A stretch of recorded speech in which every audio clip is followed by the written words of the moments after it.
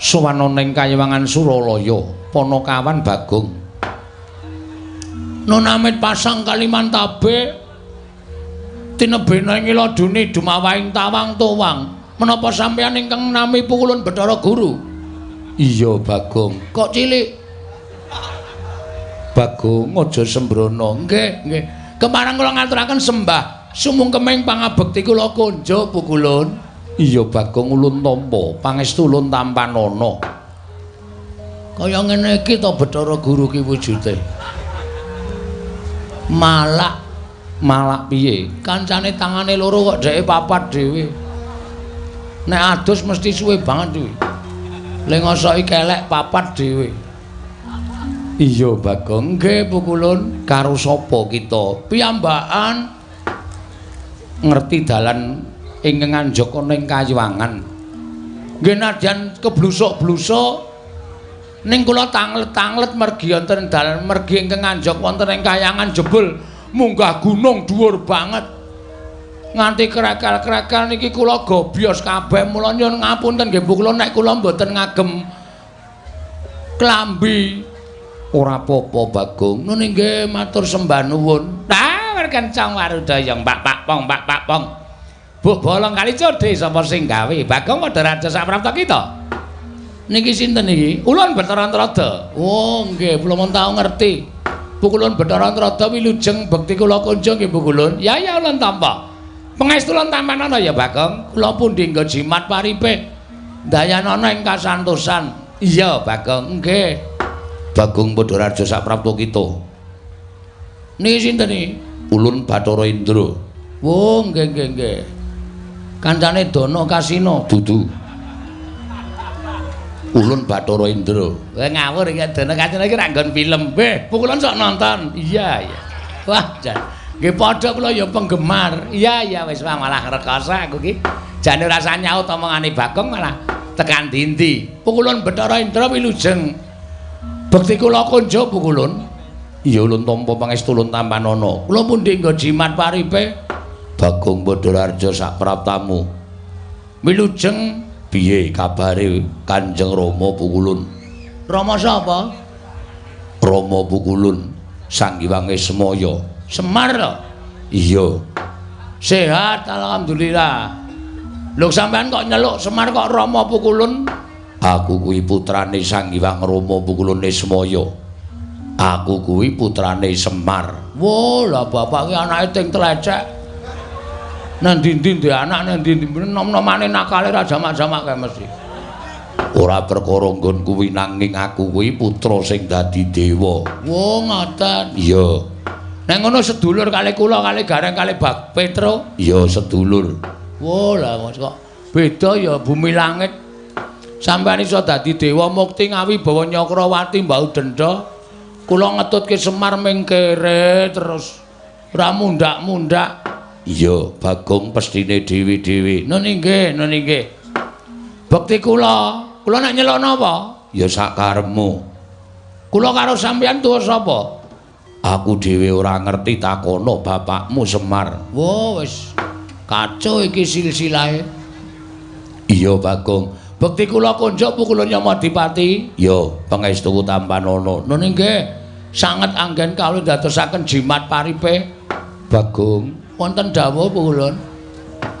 Ana apa Bagong kita sowan ngane-anehi teka dadi gegering Kayiwangan hawa panas sing sumundulana ing Kayiwangan. Panakawan Bagong matura yen darbe panjaluk tumuli matura, yen darbe pitakonan tumuli takokno marang panjenengan ulun. Ulun bakal nampa ingkang dadi atur kita Panakawan. Matur sembah sewu nuwun tanpa pepindhan Pukulun. Wale-wale menapa? Sowan kula ngersa paduka Hyang Pikulun menika estunipun nuruti kalih ati kula Pukulun. Nuruti kelawan ati kita. Nggih. Sebabe apa? Critane rak ngeten. Kula niku krungu kabar nek Kak Gareng niku wis tau tate ketemu karo bapakne. Kula tanjeke teng omahe Gareng. Reng, apa kowe wis tau ketemu karo bapakmu wae? Gareng niku semaur, heeh. Nek ngono adek iki dudu anake Semar, dudu ya ming anak pek-pekan ngoten. Lah bapakmu sapa, Reng? bapakku ki padha karo bapakne Petro, tunggal bapak. Terus kula mara tenggene Petro. Truk, ngoten niku. Apa bapakmu karo bapakne Gareng ki padha apa? Padha. Nek ngono kowe karo aku barang ki padha tunggal bapak, ora. Kowe ki beda dhewe. Ngoten niku. Lah terus bapakku sapa, Truk? Bapakmu ya Semar kae. Monggo ati kula niku jane ora pas. Nek kula ngrasake anak Semar niku mboten. Wong Petruk karo Gareng kowe bapakne beda kok. Ngoten.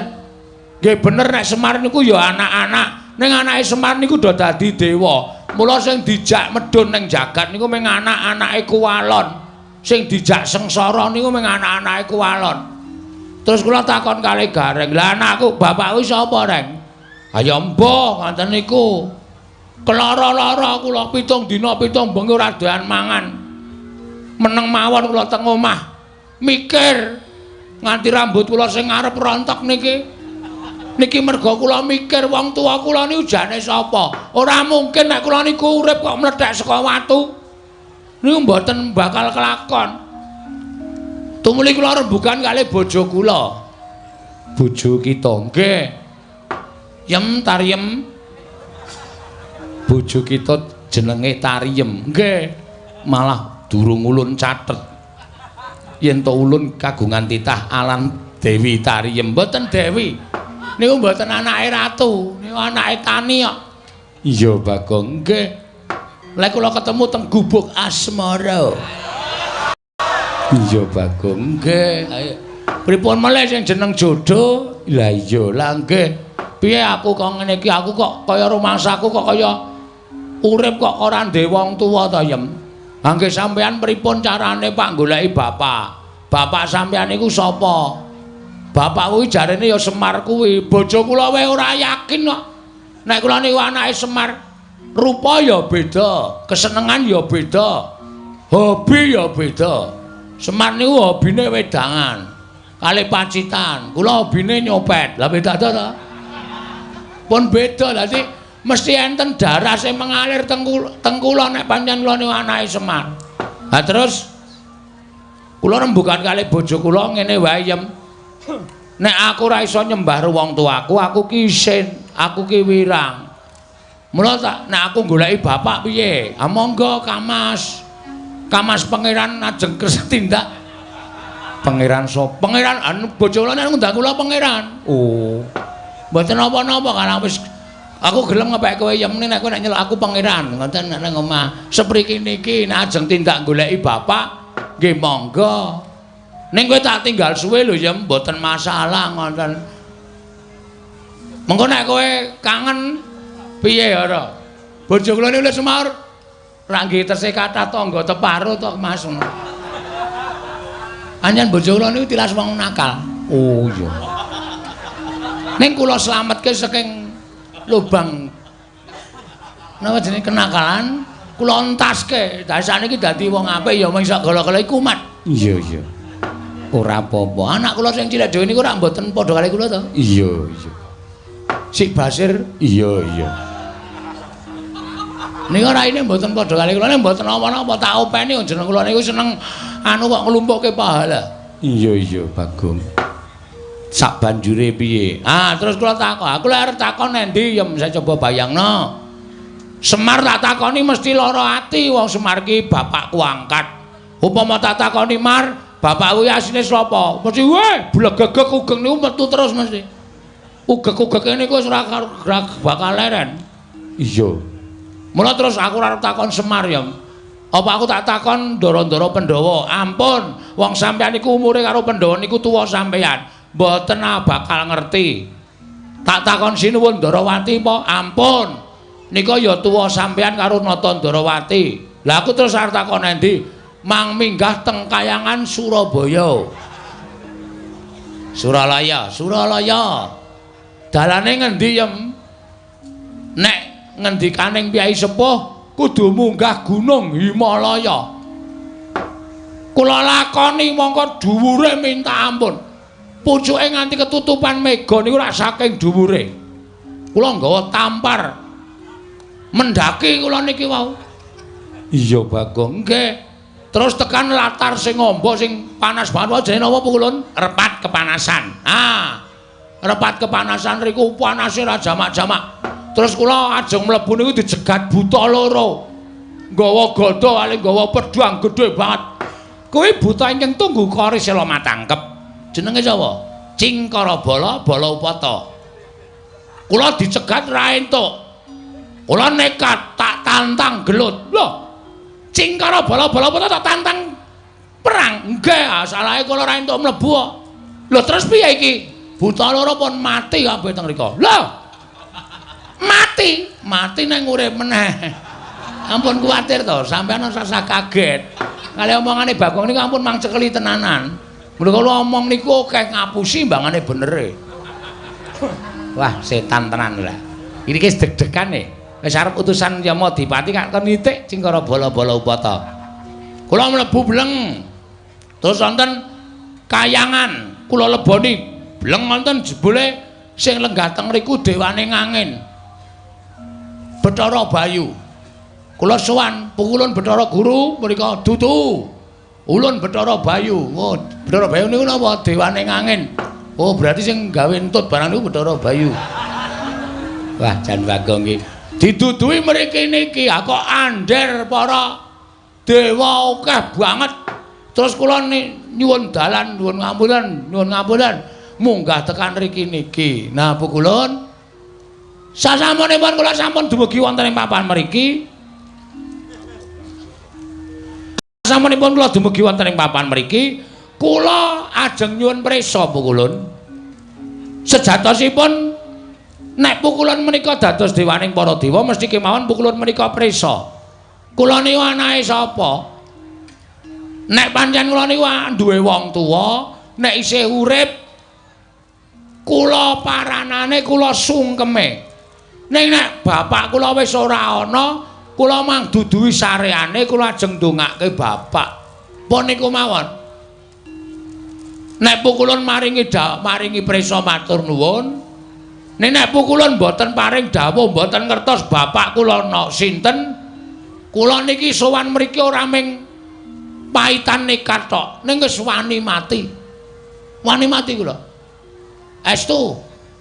Mbangane kula urip teng alam donya, mbangane kula anggen gara-gara iso gawe guyu wong delok ning kula ngerti bapak kula. Lara ati kula Pukulun. Kula iso gawe guyu wong nonton garger-garger ning terus nek wong tenan Bagong anake sapa niku ati kula diris-iris. Kula niku iso gawe bungahe wong liya kok ati kula ora iso bunga. Niku terus carane pripun coba kula tak takon. Mula kula pengen ngerti wong tuwa kula. Mbangane kula ora ketemu kali wong tuwa kula. Kula nyuwun paduka Pukulun dinten niki kula mang cemplungke wonten ing kolam pemandian. Wah, arep omong rak ngawur wae ta. Cemplungke endi? Niku lho sing nggo nyiksa wong Kawah Candra Dimuka kolam pemandian Dengkul Mlocot kuwi ora. Kayangan kok ana kolam pemandian. Mang cemplungke wonten ing kawah. Napa Pukulun? Candra Dimuka. Candra Lukita. Dimuka. Wis sinden kok. Candra Dimuka. Monggo dinten samenika kula aturi paring dawuh. Nek panjenengan mboten kersa paring dawuh mboten ngertos kula njaluk mati pun niku mawon. Kosik Bagong, nek kowe mati bojomu piye? Pun wonten sing lamar kok niki. Lho. Lagi tak tinggal iki wis sing lamar, mpun kula bebaske kok kula niku. Wonge kepenak kok. Ha nek pancen mbangane kowe karo kula ora seneng sakjane wis diirak-iriki tangga kula ya wis tak nengke mawon. Wah, lah wong edan ora. Kakang Rada kados pundi? Monggo, Di. Mesinipun Adi Guru menika sampun pono. Babakan wontenipun Bagong menika saking menapa lan tiyang sepuhipun sinten panjenengan kedah saged paring dawuh. Mergi kula kuwatos Bagong menika wonge wah ndugal kewarisan. Keladuk wani kurang geduga nek nganti panjenengan boten saged paring dawuh bapakne sapa? Wah, Bagong mesti ngamuk wonten negari utawa ing kayangan Suralaya. Jelas. Wis ora bakal wedi karo sapa-sapa. Anggere ora ana sing ngomongi bapakku sapa? Iki ora sah malang kerik anggepe kaya nendi. Tenan kula mboten ajrih karo sapa-sapa. Sampeyan ngerti to nek kula ngamuk? Sampeyan ngerti nek kula nesu? Kula nguyuh sanggon-gon. Napa kelakon kayangan pesing kabeh. Lah taya kowe rusak. Rusak kayangan ketekan Bagong rusak. Ora karo-karuan. Bagong, wonten dawuh. Sabar ya Bagong. Mboten saged sabar. Kedasa menika panjenengan paring dawuh, sinten bapak kula? Niki kula wis mumet ket sore wau. Nganti weteng kula lara merga sak lakon Bagong kok takon bapakne niku perkarane pripun? Wah, wis cilaka tenan. Dek emben Semar bangun gedung kesenian. Niku wis mecahke sirah. Sakniki Bagong takon bapak, wis apa ora bentet cengel kula. Ora taya kowe. Ning kowe bisa cah cerdas e. Padhake ora. Ha iso, mbok tekane iso, mbok ora sing penting iso. Walah nekat bocah iki, nekat wae. Pripun? Latri paring dawuh. Sinten bapak kula? Bagong. Yekti kita kuwi ora linairake lan ora ana ingkang ngandhut kelawan jeneng kita. Ora ana titah wanita ingkang ngandhut badan kita, lan ora ana wanudya ingkang ngandhut badan kita. Pas. Ora mungkin. Masa ana menungsa kok mlethek saka watu, jedul saka wit. Niku dudu menungsa. Niku demit. Niku setan. Lah Bagong niku menungsa. Niku mung wangsulane wong sing ora ngerti sapa bapak kula. Pun sampean saniki ngaku napa mboten? Bagong. Nun. Ulun niki sapa? Bathara Guru. Nek ora tau mulang. Ngerti ulun Bathara Guru. Nggih. Ulun iki jejering sapa? Dewa. Wajibe titah kelawan dewa nyembah tata krama. Nek dewa ditakoni ra iso wangsulan, apa gunanya jadi dewa kok? Mboten wonten gunanipun. Ha percuma, kabeh niku sendan ngerti lelakone kok. Aja kok menungsa. Kutu-kutu. Kutu-kutu Walangataga. Kutu-kutu Walangataga. Sampeyan niku ngerti apa musike. Angko mung perkara Bagong kok ora iso ngandhake. Ngene, kowe tak kandhani. Ngopo iki cah cilik melu-melu? Cah cilik dengkul kita kuwi. Najan cilik ulun iki kamituaning kayangan. Nggih. Lah kowe tak kandhani Bagong. Sejatine kowe iki ora dumadi saka utawa ora linarake dening suwijining ibu. Terus bar melu-melu jawabane iki kowe. Nah, melu-melu titanono kowe. Plotroke kathokmu. Dewa karo diplotroke kathoke ora. Tak kandhani ya. Sejatine kita kuwi ora mlethek saka watu, ora jedul saka kayu watu. Ning kita kuwi dumadi saka sabda. Sabda piye maksude? Hah? Sabda piye maksude? Kira clemongan lho iki. Iki getihku wis tekan sirah iki. Munggah angel-angel nang kayangan, tak rewangi nganggo tampar tak unggahke kaya wong mendaki nganti babak bundas. Nek ming nang kene dikandhani Bagong, kowe iki ming dumadi saka sabda, ora jelas kowe. Kesikik ta? Iki cepet iki. Ndek gang tases-tases ngono. Dumadi saka sabda kuwi merga disabda dening sawijining dewa. Ha dewane sapa? Dewane sapa? Ayo ora mung waton omong kowe. Cah cilike melu-melu. Yaine ijik melek. Kono mulai sekolah sesuk. Wah, dengkulmu kuwi ora. Wah, Bagong ki anggere karo dewa kok sak penake dhewe ora. Piye maksude? Bagong, "Nun, ganti iki meneh." Bolak-balik. Ngene, ulun jarwani nggih. Nalika semana Semar tumitah ana ing jagat kuwi sayekti durung duwe ruwang. Terus tumuli sowan kelawan Catugara, ya kuwi Kakang Tejamaya lan Kakang Ismaya sowan ngersane Ngiwang Pikulun Bathara Tunggal. Tunggale pira? Lho, Bathara Tunggal kuwi wong tuwa ulun, Rama ulun. Oh, bapak sampean? Iya.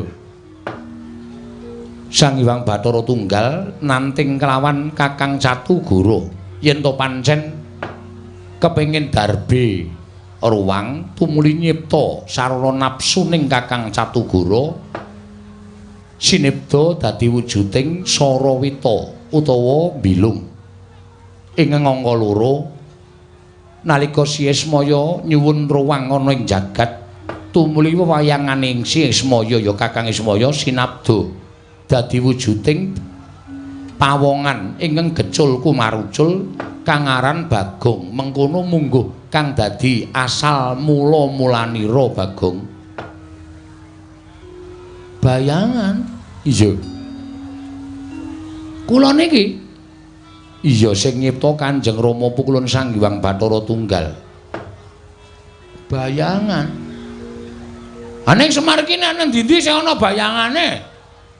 Nuwun sewu niki nuwun sewu wangsulan sing tenan apa ming gara. Kula kok kaya ora mantep to ming diwaringi kok kaya mustahil ngono lho. Ing atase bayangan kok di bem salah bem dadi wong. Ya ora mungkin niku akale ora ketemu nalar niku mboten iso nek kaya ngoten niku. Wase saniki kula mung kepengin jenenge bapak kula. Titik. Nek sampeyan kersa ngaturake matur nuwun, nek mboten napa kudu sarana Bagong nesu teng kayangan ben kula dicempluke teng Kawah Candra Dimuka. Ben kula dipateni teng Kawah Candra Dimuka.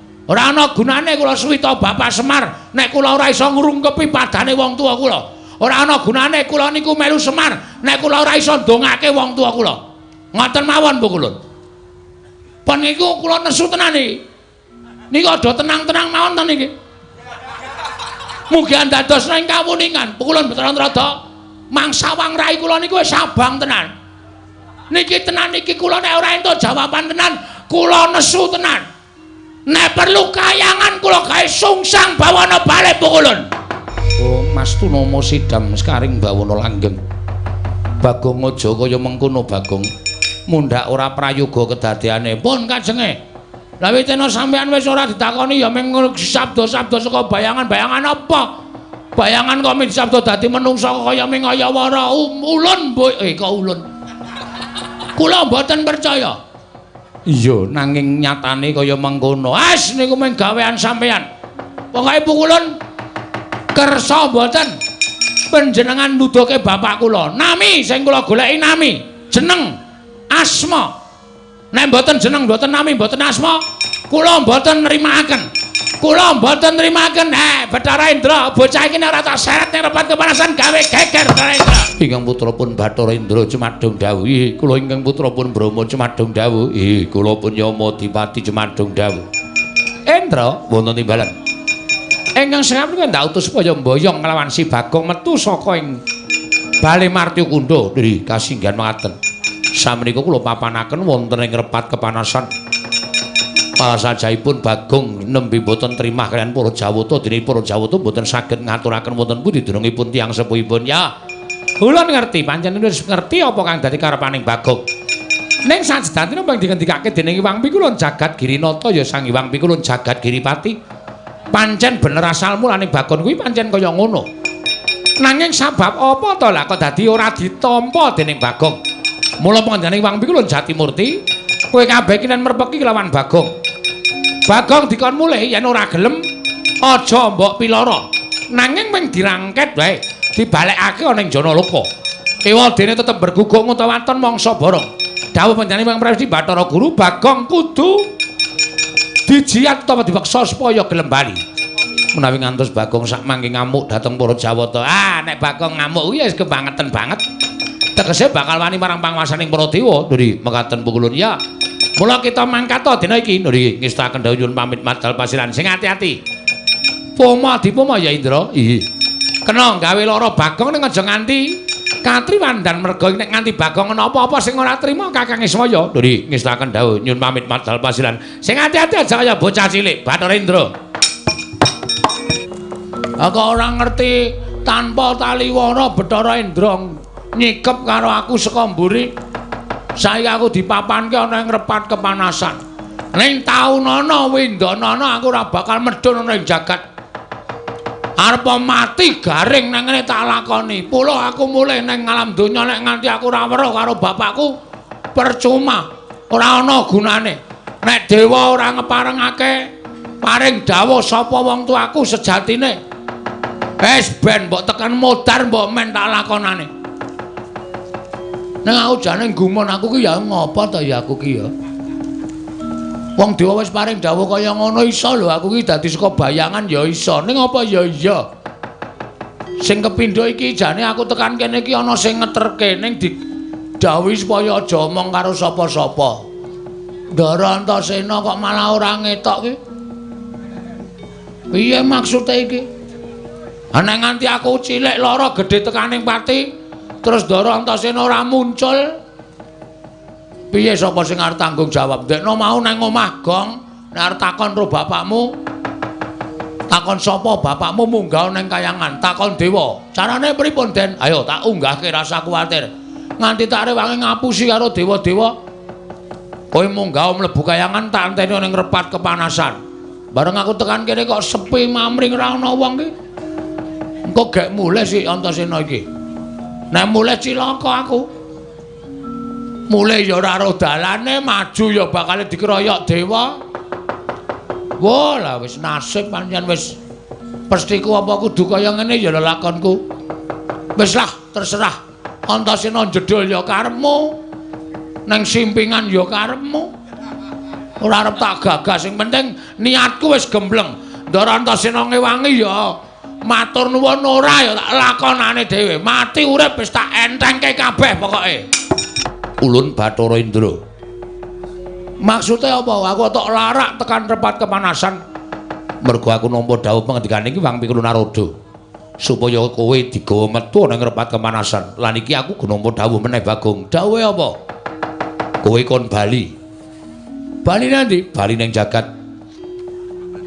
Terus nek aku bali ning jagat, kosek aku ki dewa kok kowe ora basa. Oh iya lali sing nun yang bener. Terus nek pun kula wangsul teng jagat, nek wis bali ning jagat, dasare wis diweni keterangan bapakmu ki sapa. Kowe ora usah mbok terusake nggon menakon karo bapakmu aran para Jawata. Jawata ora ngerti menyang didurunge bapakmu lan bapakmu kuwi sejatine ora ana. Kowe pancen dipuja saka wewayangane ya kuwi Siwana Yantaka. Has. Jawaban yang sama. Ora bakal menehi pemareming atiku. Terus karepmu piye? Aku pokoke kudu njaluk ketemu karo Bathara Guru. Nek Bathara Guru ora kepareng sarta ora iso ngendikake nendi bapakku, ora pantes dadi Bathara Guru. Bathara Guru ki kudu ngerti apa wae. Dheweke iki dadi dewaning para dewa. Kudu ngerti marang kananing titah. Kok dadi tak takoni bapakku kok ora paham. Kaya ngono kok dadi dewa. Ora wangon dadi dewa Bathara Guru. Mula wektu dina iki aku ora nrimake. Nek Bathara Guru ngandhakake bapakku nendi, kayangan tak gawe geger. Lho kusik. Apa kowe wani karo para dewa? Lho wis muni ngene kok dikira ora wani ta iki? Iki wis nekat nek kaya ngene iki. Tegese kowe wani. Wani. Yen wani tegese aku iki kudu peksa karo kowe Bagong. Terus kowe tak candhak, tak uncalake saka Gunung Himalaya ben tiba ning jagat. Kowe bali ning papan dunungmu. Nek pancen iso uncalno, nek ora iso ngapunten lho nek ana dewa kewirangan karo Bagong. Lho, apa kowe wani karo aku? Jane ora ning mergo tok warahi ya nuwun sewu. Kepeksa kula wani. Yen wani karo aku kene marganing patimu. Nuwun sewu Pukulun. Dijajal dewa karo Bagong menang sapa? Iki merganing patimu. Panggawa tak ayoni Pukulun.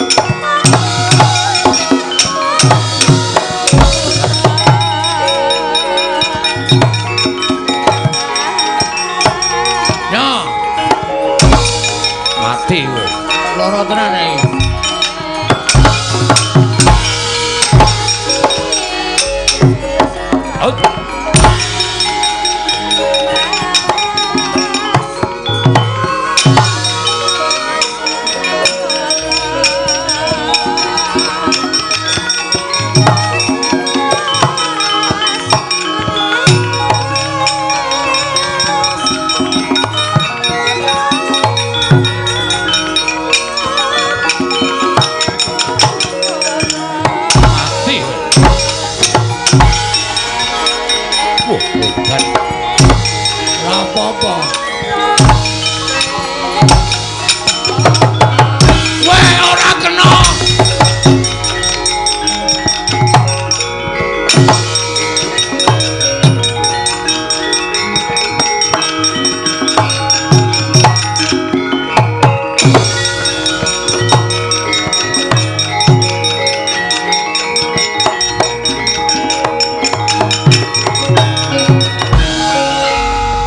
Lah iki aku lagi ngerti dewa ampuh ya nang kene iki. Dhek ngantem aku plak-plek mumet tak ampet kok bareng tak bales kok. Rasane tangan iki kaya temomo ning dodone kok. Kaya ora kena wah jan nyemelangi tenan iki. Mudar tenan iki aku dikeroyok dewa tenan. Rekake ngono ya arep dadi cah kendel, dadi arep kepengin goleki bapak. Nek kaya ngene iki sapa sing arep tak sambati? Ndara Antasena ya minggat.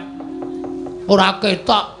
Bareng kahanan kaya ngene kok sak penake dhewe lunga tanpa pamit. Wis modar yem aku. Rekake goleki bapak malah Sarapati nang kene. Mongko Bathara Indra ngoyak-oyak aku kaya ngono kae mesti. Kae urung ngetokke Jaya Kawijayan Aji guna kasantikan.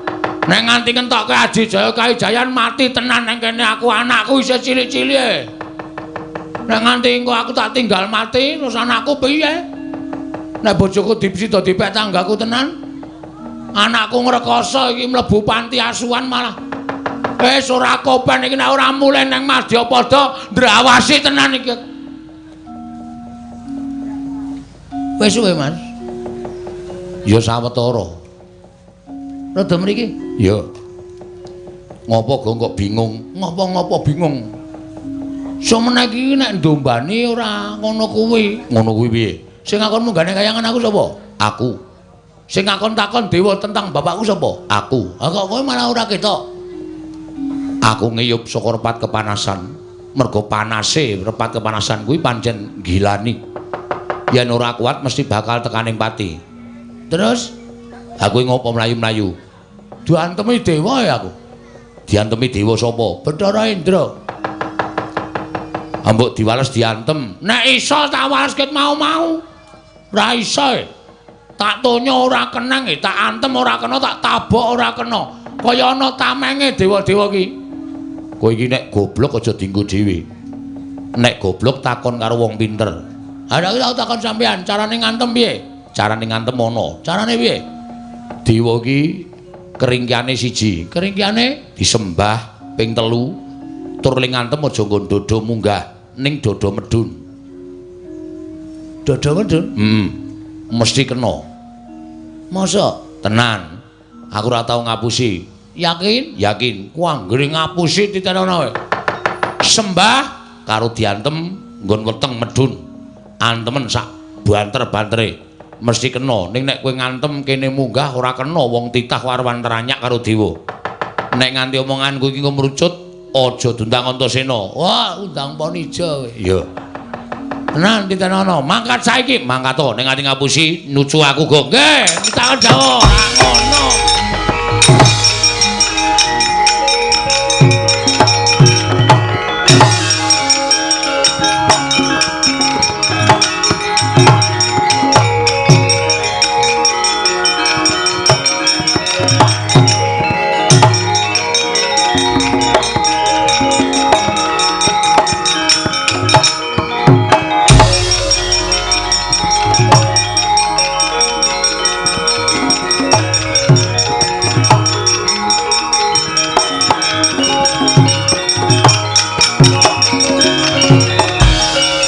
Bagong isih maju isih. Arep ngopo kowe? Mau aku ngantem kowe ra kena Bathara Indra. Saiki urung karuan. Lho. Ayo ketukno kasudebianmu. Ketukno kekuatanmu ora bakal tak tinggal loncat. Aku ora bakal kalah karo kowe. Piye? Ora bakal kalah. Mati dereng aku. Ngono mati. Wah, cocok.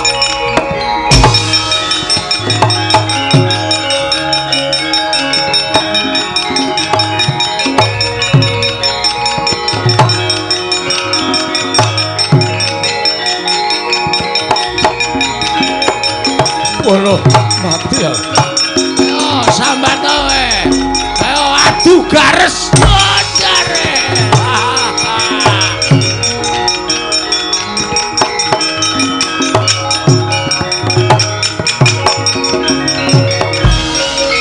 Piye, Kong? Sip. Jos. Wira dalah. Kena tenan, tak antem nggon weteng mudyar kowe. Langsung dekem Bathara Indra, tak du garese karo garesku. Menang endi? Menang kono e. Lho. Garesku mlenthung. Aku jenengane gares empuk kok didu ora. Pun matur nuwun nggih. Ya. Pokoke nek ana apa-apa kowe wadul aku sing ndombani karo kowe. Siap. Nek ana dewa sing ngentokke pengabaran kowe ora usah wedi. Kowe matur karo aku. Oke. Wah, seneng aku ngejak sampeyan ora lunga lho. Ora. Wah, lunga titenono kowe. Ndombani wong kok lunga, maju terus. Pokoke nganti ketemu karo Bathara Guru. Bathara Guru ora iso ngandhake bapakmu nendi, ngamuk. Wong kowe iki wong kok ora ndek bapak iki ora mungkin. Kowe iki titah swantah mesti duwe wong tuwa. Nggih, matur sembah nuwun. Ayo, Amo Suramrata ndi dewane tunggale negara ayo.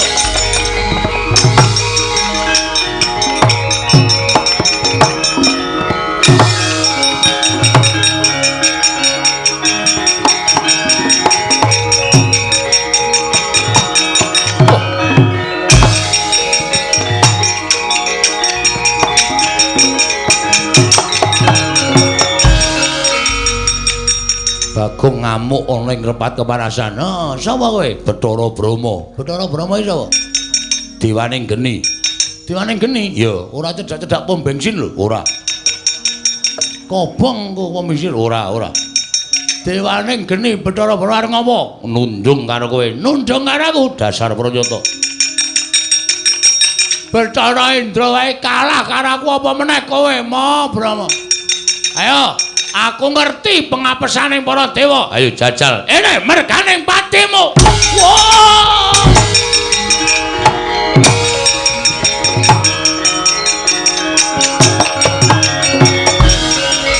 Piye, Gong? Kok ming pisan le iso?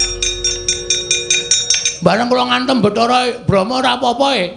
Mesti ning sing lali kowe. Sik. Ora e. Ana, mesti ning sing lali, nyembah urung. Wo iya. Wah, lali. Sembah saka kene, ora apa-apa bebas. Ping 3, siap. Wis. Saniki ngantem weteng medun. Wah, antem nggon terminal. Ora jebol, ora mules wetengmu aja dundang Bagong. Mangkatku mati dereng aku e.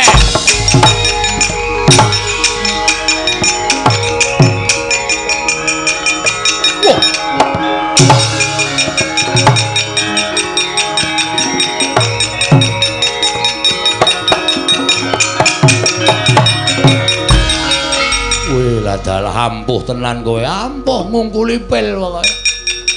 Lho kok ngungkuli pil ya ampuh aku ya ampuh. Mati dening aku. Ayo, kowe arep ngejak apa Bathara Brahma? Ora iso ngantem Bathara Brahma. Sing kandha sapa? Ora bakal iso ngantem Bathara. Sing kandha sapa? Ngati-ati, ngampet sik kowe. Waduh, mati aku. Waduh. Modar kowe.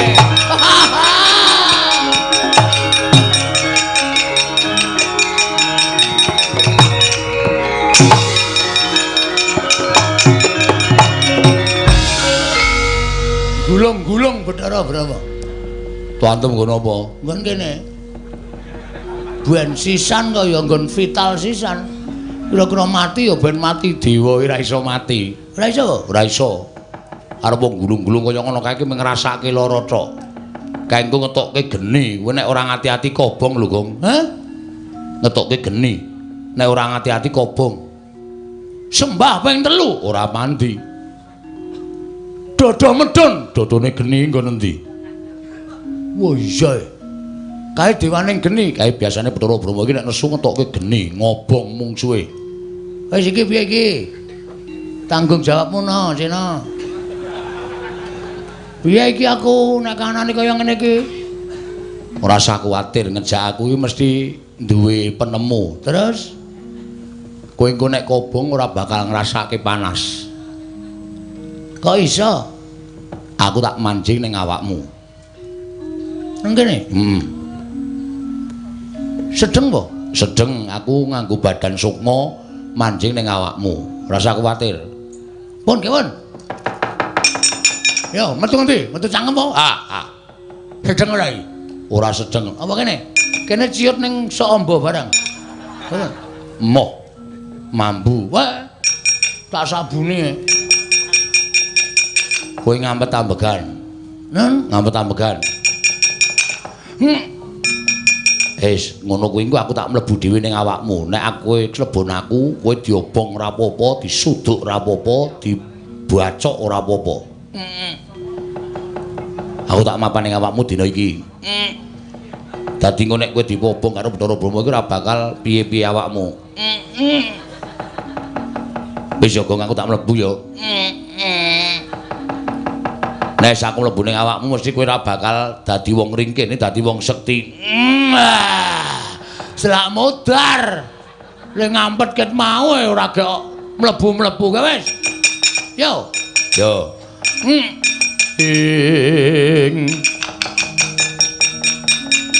Titiprane manganak anong paricata.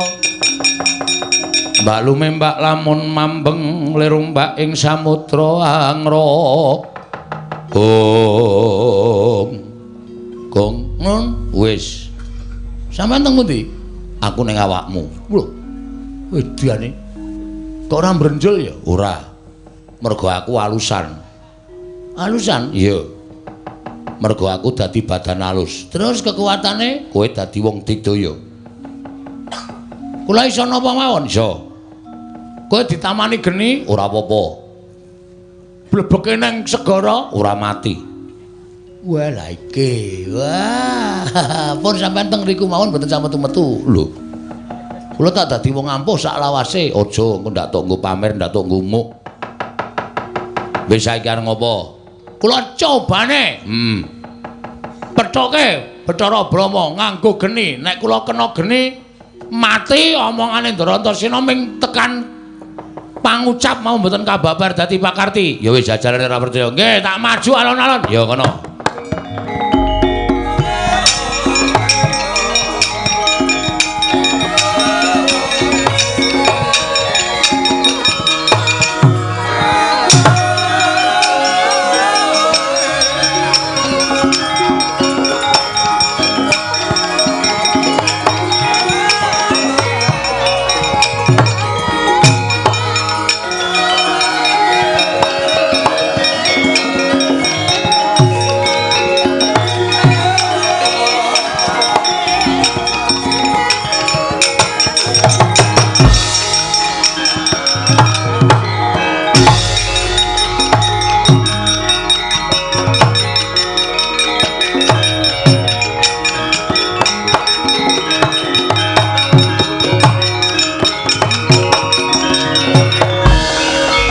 Suwaning jajalan Bagong wani gendak sikara karo Bathara Brahma. Mirang-mirangke Bathara Brahma. Bagong, aku mentala karo kowe. Tibane daya kekuwataning Bathara Brahma, ora kobong awakmu aja tundang Bathara Brahma keparat.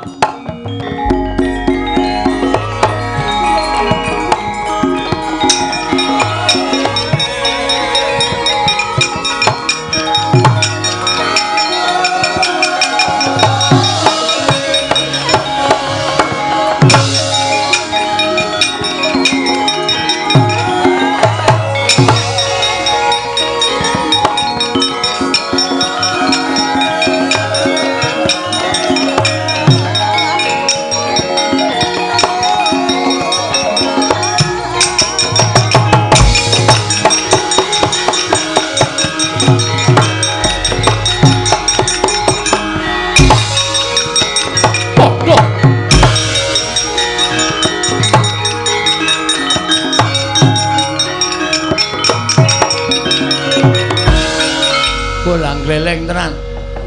Kobong gedene rajamak-jamak sak lumbung paribasane kok aku ora ngrasake panas.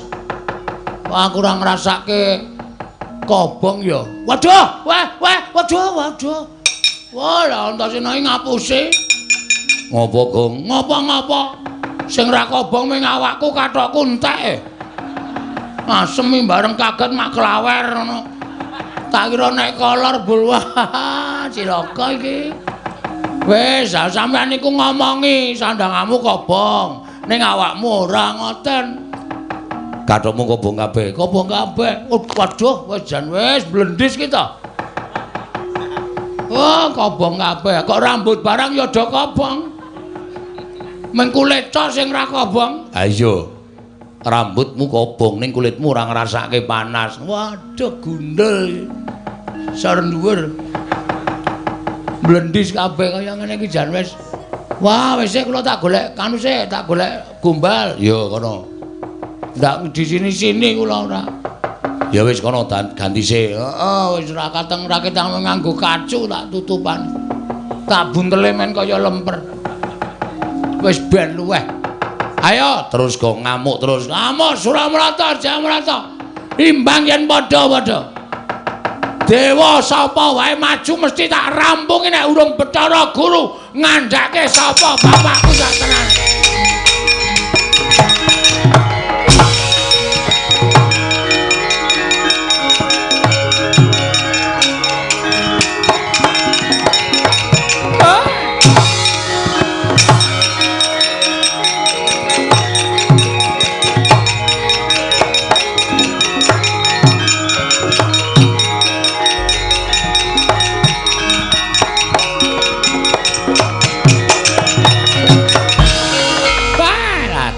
Kencang warudayang pak pong. Bu bolong kali codhe sapa sing gawe lha kok dadi kaya ngono kanane Bagong. Ngamuk punggung. Suratamta Nirbaya Nirwikara kabeh para Jawata padha bubar sar-saran ora karu-karuan. Di ngatos-atos Lidi monggo mlajar mawon, Di.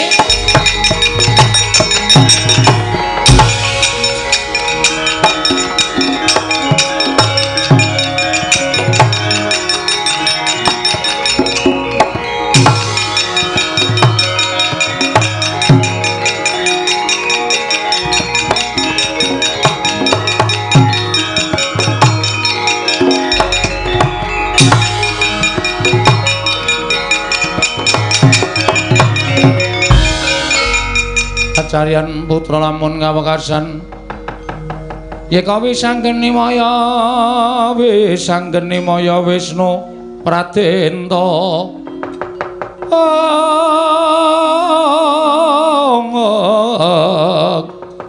Wisanggeni maya Wisnu Pradenta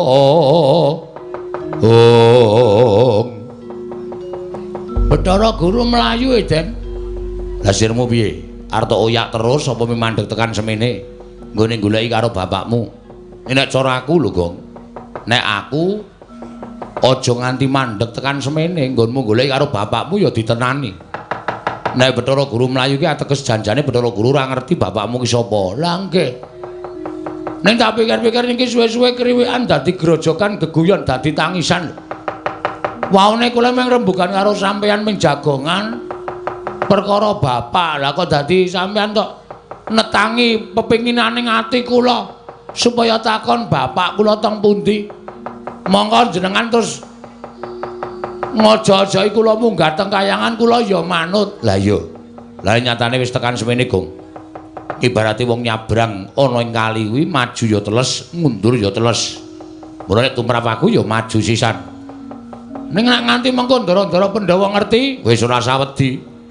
Ditekati pancen ndoro-ndoromu Pandhawa utawa wong tuaku Pandhawa arep melu-melu katutke sisan.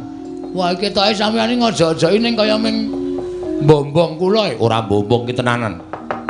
Sampeyan bantu tak bantu. Aku metu saka awak kula, ya engko aku tak mlebu. Sampeyan mlebu nek kula ketemu sapa-sapa niku dadine gedhe ati kula. Kula ora wedi karo sapa-sapa. Ya wis aku tak mlebu Bathara Guru Daya. Lah ra ngono malah mlebu metu ora jelas ora.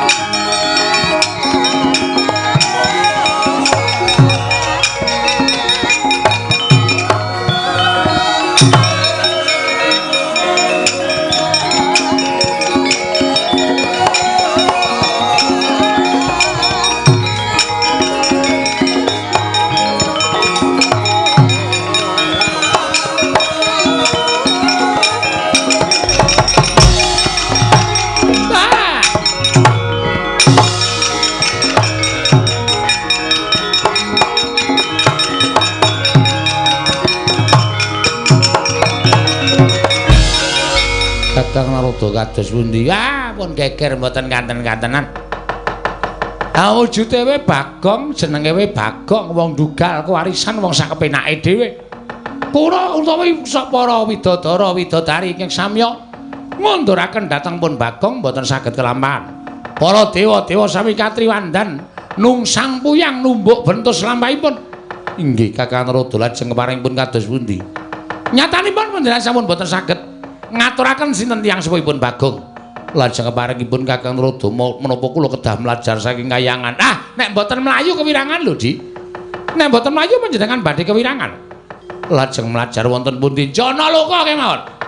Sowan dhateng sinten? Ah, Bagong menika abdipun para Pandhawa. Pandhawa dilapori nek Bagong kurang ajar mesti kemawon Bagong badhe nampi pidana saking para Pandhawa, Di. Monggo Kakang.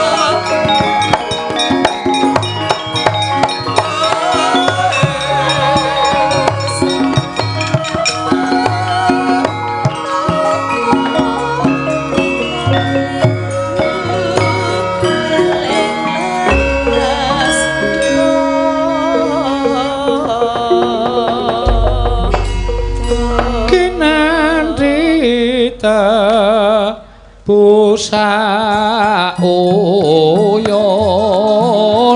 ayung yon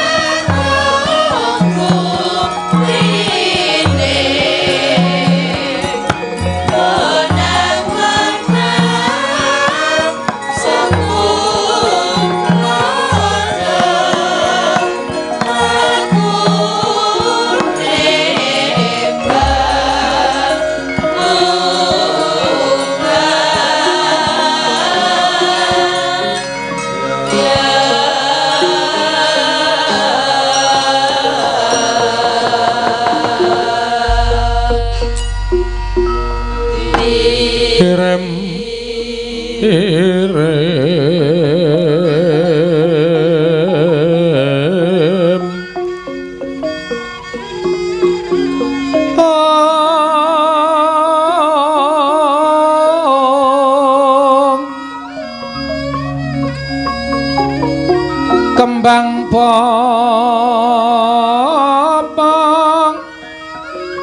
terate bang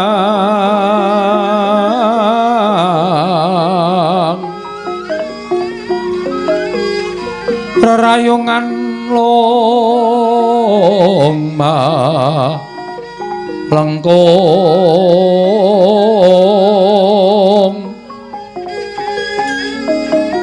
tumalong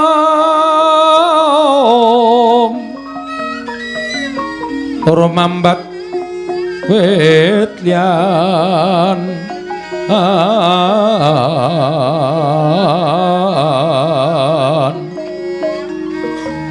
wes mukang mawur raras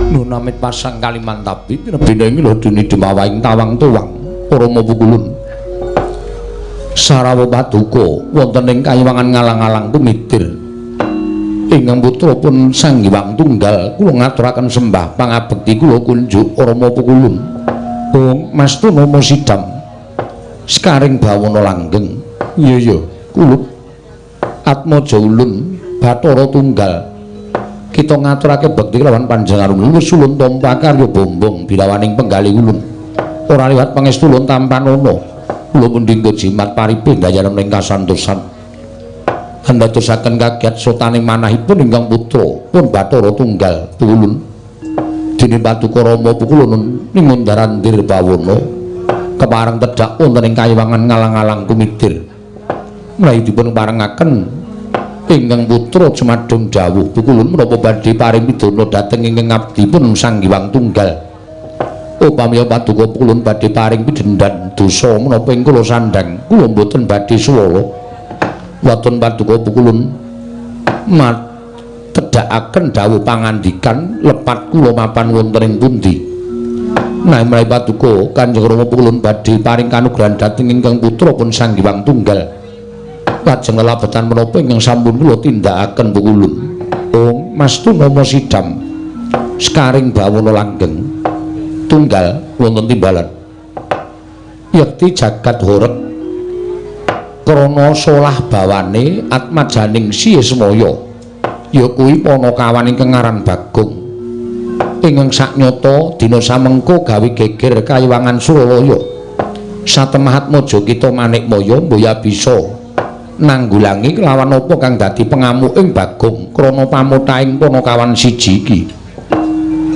Menapa pamuthaipun Bagong ngantos ngamuk wonten ing Kayiwangan Suralaya Pukulun. Tanana kejaba mung nggone meri kelawan kadang-kadange ingkang wis kasembadan ketemu kelawan wong tuane. Monggo tumuli Bagong mutah sowan ana ing Kayiwangan nyuwun priksa kelawan Si Manikmaya ya Atmajakita. Sapa wong tuane Bagong? Mula tunggal dina samengko gandeng kita ingkang wis nyipta kelawan dumadining Bagong ana ing alam padang ya kuwi sarana wayanganing Si Ismaya duk nalika nyuwun ruwang nggone urip ana ing alam jagat raya bebarengan kelawan Atmajakita ya kuwi Catugara ya Tejamaya ing nalika semana uga kita paringi ruwang kang aran Sarawita dumadi saka napsuning Si Tejamaya mekaten Pukulun. Ayo nganti jagat iki geger kelawan kahanane Bagong mula tunggal kita ulun tuding minangka dadi wakil ulun mudhuna ing jagat tentremna jagat saisine. Bagong tuduhna sapa ta sejatine lan supaya marem pikire yen Kimboya kita ingkang paring dawuh sarta Mboya kita ingkang nuturi kelawan Bagong ndak kira Bagong ora bakal mendho kamurkane. Mula kang sangka kuwi gandeng kita ingkang nyipta kelawan Bagong tuturna apa sejatine dumadining Bagong supaya lega atine Panakawan atmajaning Siesmaya mau Sang Hyang Tunggal.